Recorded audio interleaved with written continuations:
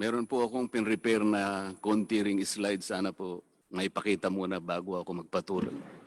Pwede po, Deputy Speaker Marcoleta.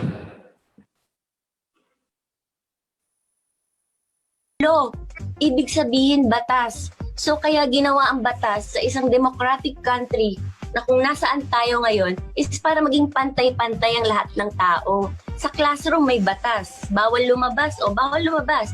Pero pag sinabing pag nag-comply ka na bawal lumabas, pero may ginawa ka sa pinagbabawal nila, inayos mo yung law ng classroom nyo at sinabmit mo ulit, ay pwede nang pala ikaw lumabas. Mr. Speaker, No. my distinguished colleagues, hindi po nag-comply sa batas ang ABS-CBN, kaya hindi po sila pwedeng lumabas at magpalabas. Those opposing the franchise application of ABS-CBN will show with clear and convincing evidence that ABS-CBN did not comply with the terms and conditions of its franchise, as well as our laws and the Constitution. In fact, they will show in the succeeding hearings of the Committee on Legislative Franchises that ABS-CBN deliberately and with impunity violated the conditions of its legislative franchise and more so our laws and the Constitution. Matagal na po kasi ang mga aligasyong ito. Hindi mamatay-matay, lumulutang sa internet, nasa labi ng mga Pilipino. Hindi seryosong binigyan ng pansin. Bakit po? Tikom ang bibig ng may kakayahang magsiwalat nito dahil takot sa maimpluwensyang network na kayang sirain ng tao, kandidato man o hindi.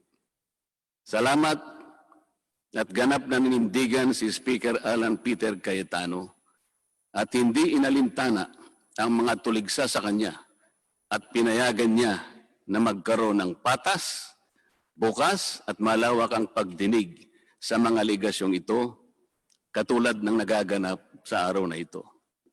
Ang banggit nga po sa John 8:32 ay ganito, "And you will know the truth, and the truth will set you free."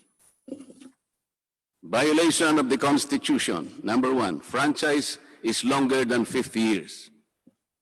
Hindi na po dapat payagan itong pagre-renew ng prangkisa ng ABS-CBN. Dapat na pong isara ang pinto para sa kanila. Bakit po? Because the ABS-CBN has been using the airwaves for more than 50 years. 53 years today, to be exact. Our Constitution says that Congress can grant a franchise of up to 50 years only. Taong 1957, nang makuha ni Don A. Eugenio Lopez Sr., may-ari ng Chronicle Broadcasting Network o CBN, ang Alto Broadcasting System o ABS. Simula po noong 1967 ay naging ABS-CBN na po ang tawag dito dahil sa merger ng ABS at CBN. Kung susumahin po natin ang prangkisa nito simula noong 1967, ay 53 taon na po itong gumagamit ng airwaves magpahanggang ngayon. 63 years naman po kung susumahin natin mula po ng pagkakakuha ng CBN sa ABS noong 1957. The Committee on Legislative Franchises should not allow itself to be used by ABS-CBN to again circumvent the Constitution and violate the categorical 50-year limitation imposed on franchises. Hindi na po dapat buhayin muli ng Kongreso ang prangkisa ng ABS-CBN sapagkat ayon po sa ating saligang batas, ang buhay ng prangkisa ay hindi dapat lumampas ng 50 taon. EDSA Revolution. Siguro po may mga ngatwiran at sasabihin ng ganito. Isinara naman ng martial law ang ABS-CBN. Di po ba? Dapat huwag bilangin ang panahon na yon. Tanggapin po natin sandali na isinara nga ang ABS-CBN simula Setyembre 23, 1972, pagkatapos na ideklara ang martial law. Pero hindi po ba nagbukas din ito agad matapos na ito ay mabawing muli ng pamilya Lopez noong EDSA Revolution? Hindi ba't kulang-kulang 13 taon din po ang namagitan na panahon? So let's assume that we subtract 13 years from the 63 years that ABS-CBN has been in operation starting 1957 when CBN acquired ABS. Hindi ba't 50 taon din po ang magiging resulta? Ibig pong sabihin, tapos na at paso na pa rin ang prangkisa ng ABS-CBN with or without martial law. Hindi ba't sobra-sobra pa rin ito at lalabag pa rin sa ating saligang batas? Naging palasak nga noong panahon ng martial law ang kantsaw na tama na, sobra na. Subalit ang mahalagang tanong po ng taong bayan na hindi pa nasasagot magpahanggang ngayon ay kung paano biglang nabawi ng mga Lopez ang ABS-CBN mula sa pag-aari ng gobyerno pagkatapos maitalaga ang Cory administration. Sinulatan po noon ni dating Senador Lorenzo Tanyada ang Presidential Commission on Good Government na isoli na sa mga Lopez ang ABS-CBN kahit may arbitration pang nagaganap sa pagitan ng pamahalaan at ABS-CBN. Na i-turn over po agad ang estasyon ng ABS-CBN sa mga Lopez sa kabila ng wala pang pagtukoy sa tunay na pagmeme-ari nito ayon sa kautusan sa Board of Administrators na binuo sa Letter of Instruction number 1 ni Pangulong Cory Aquino. Sa ngayon po ay wala man lang mailabas na papeles tungkol dito ang PCGG. Nagbayad po ba ang ABS-CBN sa Administrasyong Cory Aquino? Nag-public bidding po ba? Bakit tila ura-urada at habang magulo pa ang lahat dahil katatapos lang ng EDSA Revolution, ay biglang napasakamay na muli ng mga Lopez ang ABS-CBN? Nakabatay po ba ito sa batas? Hindi po ba dapat sagutin ng ABS-CBN ang mga tanong na ito upang mapanagot po ang dapat na managot kung meron man? Foreign ownership. Puntahan naman po natin ang muling pagbubukas ng ABS-CBN noong 1986. Pati po kasi noong panahon yun ay may paglabag na rin sa ating saligang batas. Ano po kaya yun? Dahil Amerikano at hindi Pilipino ang may-ari at namahala sa ABS-CBN na mariing ipinagbabawal ng saligang batas. Congress should deny the franchise application of ABS-CBN for its clear violation of the Constitution, requiring 100% Filipino ownership and management of mass media companies. ABS-CBN's former president, Mr. Eugenio Gaby Lopez III, was an American citizen when he took the helm of the company in 1986 as director, then president, and then chairman in the later years. It was only in 2000 that he petitioned for recognition of Filipino citizenship and was issued a certificate of recognition as a Filipino citizen in 2002. At kahit sabihin po natin wala na ngayon sa management ng ABS-CBN si Ginoong Gaby Lopez, nagpatuloy pa rin ba sa paglabag sa saligang batas ang ABS-CBN? Opo. Dahil magpahanggang ngayon ay nagbebenta pa po sila sa mga banyaga, mga hindi Pilipino, ng pag-aari o ownership rights ng ABS-CBN. Through an intricate web of corporate layering, ABS-CBN lets non-Filipinos to own its common shares through the issuance of Philippine Depositary Receipts o PDRs. In September 1999, the ABS-CBN Holdings Corporation offered 132 million Philippine Depositary Receipts underlying the 132 million common shares of ABS-CBN. Immediately prior to the closing of the PDR's offering, Lopez Incorporated, the main stockholder of ABS-CBN Corporation, transferred 132 million ABS-CBN shares to ABS-CBN Holding Corporation, its alter ego. With the many rights afforded to the holders of these PDRs, most of whom, if not all, are foreigners, ABS-CBN Corporation virtually allowed these foreign holders beneficial ownership and potential voting rights. This is a circumvention of the strict foreign equity restriction imposed by the Constitution on mass media companies. Quite obviously, the ABS-CBN PDR instrument, a creative financial mechanism, is being used as a subterfuge to indirectly own the underlying ABS-CBN shares of stock. Violation of workers' rights under the Constitution. ABS-CBN violated the rights of its own workers. It denied them their just share in production as required by the Constitution.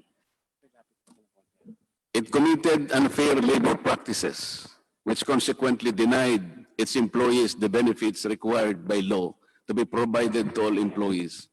Isang halimbawa po dito ay ang asunto na isinampa ng halos 100 o mahigit sa 100 manggagawa ng ABS-CBN sa National Labor Relations Commission o NLRC dahil sa pagtanggal sa kanila dahil sila raw ay mga talents lamang at hindi mga regular na empleyado. Nanalo po ang mga manggagawa sa NLRC at maging sa Court of Appeals. Bakit hindi na lang nila sinunod ang hatol at umapila pa ang ABS-CBN sa Korte Suprema?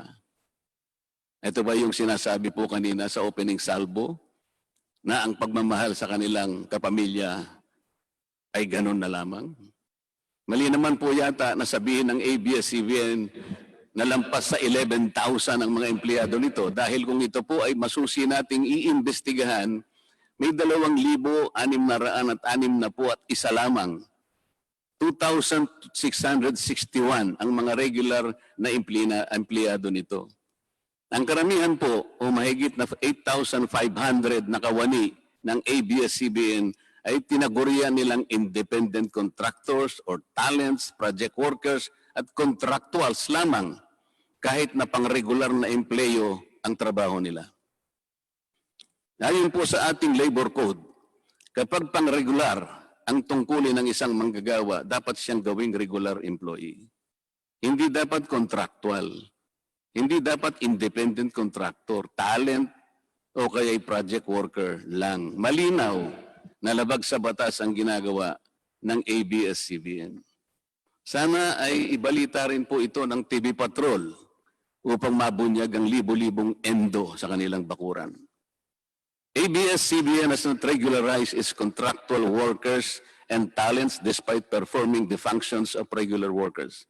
It even forced some of its workers to sign employment contracts containing waiver of the right to regularization. And those who refuse were unceremoniously terminated from work. ABS-CBN has subcontracted most of its production work to subcontractor production companies, despite the fact that production is directly related to its core business. These production entities are paid minimally, whose workers obviously get lesser benefits and take-home pay compared to ABS-CBN's regular employees. And yet, the profit generated by ABS-CBN from its independent production companies appear greater than its expenses, especially those expenses that are even deductible for income tax purposes. Kung kaya't hindi po may kakaila sa publiko na napakarami ng labor cases na hinarap at haharapin pa ng ABS-CBN. Ang masaklap pa po dito ni hindi nagbibigay ng contribution ang ABS-CBN para sa benepisyo ng kanilang mga empleyado. Dahil po sa 2,661 lang ang regular employees nito, ang mga ito lang ang may benepisyo. Ang iba po na mahigit 8,500 na nagtatrabaho sa ABS-CBN ay wala po ni katiting na government-mandated benefits na natatanggap katulad ng SSS, PhilHealth, o kaya Pag-ibig. Kanina po sa opening salvo, narinig po natin na ang kanila pong isinasangkalan ay yung kanila pong mga kawani, mga manggagawa. Ang Kongreso pong ito ay nakikidalamhati. Nalulungkot din po. Bakit naman po hindi? Kung pwede po nating ipaghalimbawa, sandali lamang po, ang ABS-CBN sa isang jeepney driver. Alam po niya na wala siyang prangkisa. Nagsakay po siya ng napakaraming pasahero. Yung mga pasahero naman po, bago sumakay doon, hindi naman niya tatanungin sa driver, mamang chauffeur, kayo po ba ay may prangkisa? Yung rota po ba ninyo, pinapayagan yan? Wala pong nagtatanong na gano'n kasi mabilisan eh, pare-pareho pong nagmamadali. Ano pong masita siya ng LTFRB? Gagamitin po ba nung driver na yon o nung taxi driver na yon o yung bus operator na yon? Kawawa naman po yung pasahero namin kung patitigilin mo ngayon. Meron pong pupunta sa ospital, meron pong pupunta sa trabaho, meron pong pupunta sa eskwela. Napakarami pong gawain itong mga taong ito. Ito po ba ang ibibigay po ninyong halimbawa? Hindi po ba dapat kayo muna ang kauna-unahan na nag-isip ng kapakanan nila? Ilagay ninyo sa magandang kalagayan ang pagpapatupad ng prangkisa ninyo at wala pong malalagay sa alanganin.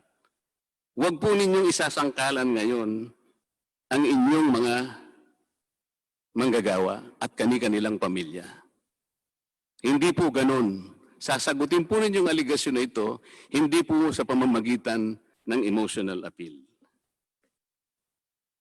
If this indeed the true house of the people, the Committee on Legislative Franchises must side with the poor workers of ABS-CBN in denying its franchise, justice to them will be finally served, although ironically, this will also entail some sacrifice on their part. Political bias.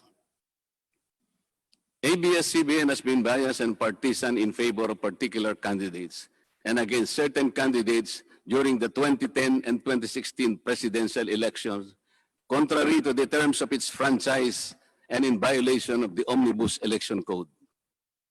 Hindi naman po lingid sa kalaman ng marami, kung hindi man lahat, kung paano naging pro-Noynoy Aquino ang ABS-CBN noong 2010 at pro-Grace po at Lenny Robredo naman noong 2016. It is also a matter of record that ABS-CBN failed to air some of President Duterte's political advertisements during the 2016 campaign period, despite receiving the payment for said political ads. Ang masakit po dito, kung hindi pa sila pinigilan ng korte sa pamamagitan ng isang TRO, ay nakahanda na palang ipalabas ng ABS-CBN sa bisperas mismo ng pagtatapos ng campaign period ng 2016 presidential elections. Ang mga anti-Duterte advertisements na binayaran ng isang dating senador. Sinadya ang timing para hindi bigyan ng pagkakataong makasagot pa si Mayor Duterte na noon ay kandidato bilang presidente. Mabuti na lamang at napahinuhod ng ang korte ng petisyon ni Speaker Alan Peter Cayetano na noon po ay Vice Presidential Candidate ni Pangulong Duterte at dagliang nag-issue ng TRO ang korte sa ABS-CBN. It is now a public knowledge that President Rodrigo Duterte and Speaker Alan Peter Cayetano expressed their disappointments over ABS-CBN's unfair reportings and meddling in previous elections. For those opposing the franchise application, hindi na po dapat payagan ng ABS-CBN na muling pakialaman ang politika sa ating bansa. Panahon na para ang taong bayan ang pumili ng mga namumuno na gusto nila at hindi ang napipisil ng ABS-CBN. Paalala lang po sa ABS-CBN, you are a broadcasting company, not a political kingmaker. Either you play ball or you play fair. Multiple channels in one franchise. Mga kababayan, inabuso po ng ABS-CBN ang kanilang prangkisa. Sa hindi nila may paliwanag na dahilan o maaari namang sinadya na gamitin ang kanyang prangkisa para sa isang channel lamang, pero gumamit pa ng ibang prangkisa ng telekomunikasyon na hindi naman pang broadcast upang mas kumita at makapagbenta sa pamamagitan ng maraming channels. ABS-CBN violated the terms and conditions of its franchise by offering its TV Plus boxes for a one-time fee but using the free-to-air signal authorized in the franchise granted by Congress at no cost to ABS-CBN. Tubong lugaw, ika nga. But this practice of ABS-CBN without permission from Congress of the National Telecommunication Commission is killing the cable industry, which depends on monthly based subscription of its clientele. At bukod po sa pagbebenta ng TV Plus box sa publiko, sa Kapamilya Box Office Channel na nakapaloob dito, ay nagawa pang maningil ang ABS-CBN sa bawat pelikulang gustong mapanood ng publiko sa KBO Channel.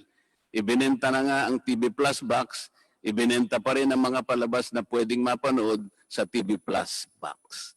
Dobleng tubong lugaw na po ito. Hindi po saklaw ang mga ito sa prangkisa na ipinagkaloob ng Kongreso sa ABS-CBN.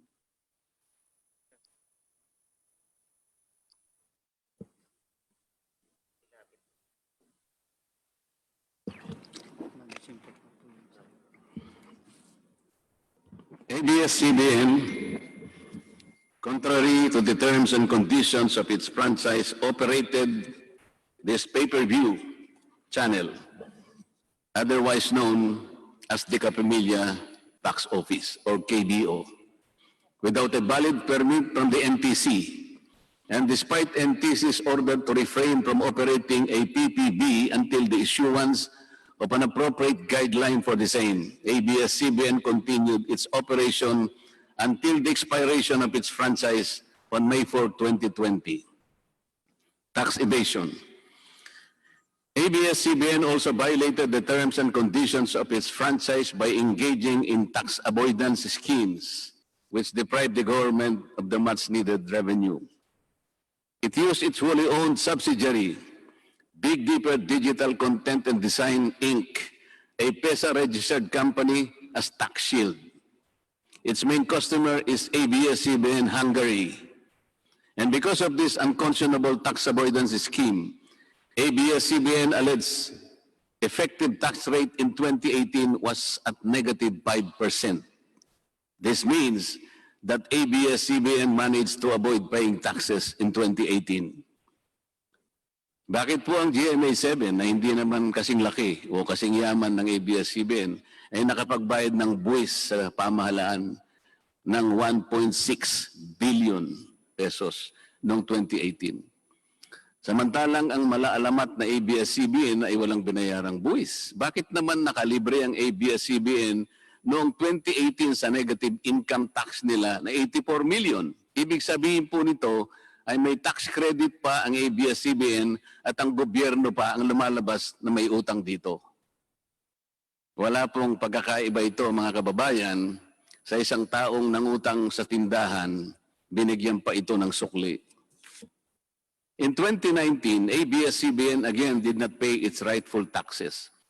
It avoided this by entering into compromise agreement with the Bureau of Internal Revenue, with the latter accepting the settlement of 152 million pesos plus from ABS-CBN, equivalent to only 40% of its assessed deficiency in income tax, value-added tax, and documentary stamp tax payments. But this is only one among the 4 other cases lodged by the BIR at the Court of Tax Appeals, all of which were also settled by compromise. Bakit po ganun? Hindi po ba nando sa prangkisa ng ABS-CBN na babayaran nila lahat ang rightful taxes? Kinakailangan po bang sila ay habla pa ng BIR bago sila mapilitang makapagbayad lamang kahit settlement lamang? Ang linaw po ng kanilang prangkisa na babayaran lahat ang kaukulang buwis. Bakit kailangan pong sila ihabla at idemanda pa ng BIR para lamang sila ay makapagbayad? There are also allegations to date that ABS-CBN's Lingkod Kapamilya Foundation, ALKFI, is being used as ABS-CBN as tax shield, and that ALKFI also failed to file donor's tax return and pay the donor's tax. Ito po ang mas nakalulungkot dito, mga kababayan. Kapag politiko o government official ang nagkawang gawa, epal ang tawag dito ng ABS-CBN. Kahit mula pa sa sariling bulsa ng politiko ang pinanggalingan ito. Pero kapag ito ay galing sa lingkod kapamilya, puro pangalan ng ABS-CBN ang kanilang pinangangalandakan, katulad po ng nakita natin ngayon. Alam naman natin na galing naman sa lahat, sa mga donors ang pondo na ginamit nila. Meron po kayang nanggaling sa yaman ng ABS-CBN. Di baling ang pantulong ng ABS-CBN ay galing sa donasyon ng ibang tao. Di baling ang perang pantulong ay mula sa tax avoidance ng kumpanya. Ang mahalaga ay mapalabas nila sa pamamagitan ng sa mamamayan, katulad po ng nakita natin ngayon na napakabuti at napakabait ng ABS-CBN. Kami po ay naniniwala na unti-unti na pong nabubuksan ang katotohanan sa ating mga mamamayan. Hindi po ba mas maganda at katanggap-tanggap na tumulong sa kapwa ng walang nalalabag na batas at buong sikap pang nasusunod ang prangkisa? Dahil po ba kayo ay nakapagdudulot ng saya, ng aliw sa ating mga mamamayan? Dahil po ba kayo ay nakapagbibigay ng inspirasyon, ng pag-asa, ng katatagan ng loob na kagaya po sa opening salvo kanina ng representative ng ABS-CBN? Hindi na po ba natin susundin o tutuparin, isasaalang-alang ang ating mga batas, ang ating saligang batas, o kaya ang prangkisa ninyo? Makakapagpasaya naman po tayo. Makakapag-inspire po tayo nang hindi po tayo lumalabag sa batas. The House of Representatives should endeavor not to grant the franchise application of ABS-CBN because it has deliberately floated the Constitution and other related laws. Even the terms and conditions of its previous franchise to suit its own business and political interest, but to the prejudice of the greater good. The grant of a legislative franchise is merely a privilege and not a matter of right. Congress has the exclusive constitutional authority to award, alter, or revoke this privilege when the common good so requires, as in this particular case of ABS-CBN. We believe that it is but right for the House of Representatives to deny this time the franchise of ABS-CBN for flagrantly violating the Constitution and related laws, even its own franchise, making it unworthy of the grant of this special privilege by the state.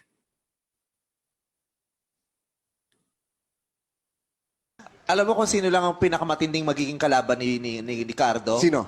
Nako, kabahan ka kay si Cardo. Ang pinakakalaban ni Cardo. Sino? Feeling ko si Kiboloy.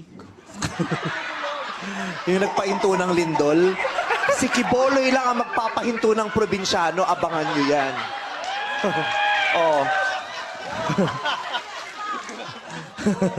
So inahamon kita Kiboloy, pahinto mo nga ang probinsyano. Napahinto mo pala ang lindol eh. Apakayabang nyo pala eh. Sabi niya daw, stop. Sige nga, punta kang gitna ng EDSA, stop mo yung traffic doon. Stop.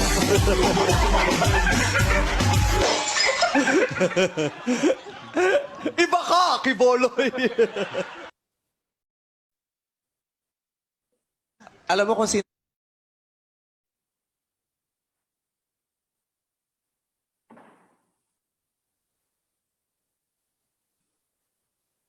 Kailan mo ba gustong mapa-stop ang probinsyano? Ikaw, magpili ka. Kailan mo gustong i-stop? 1 buwan, 2 buwan, 3 buwan, 4 na buwan? Ikaw. Baka sa 4 na buwan, hindi lang yung probinsyano may stop. Baka pati yung network mo, stop na yan.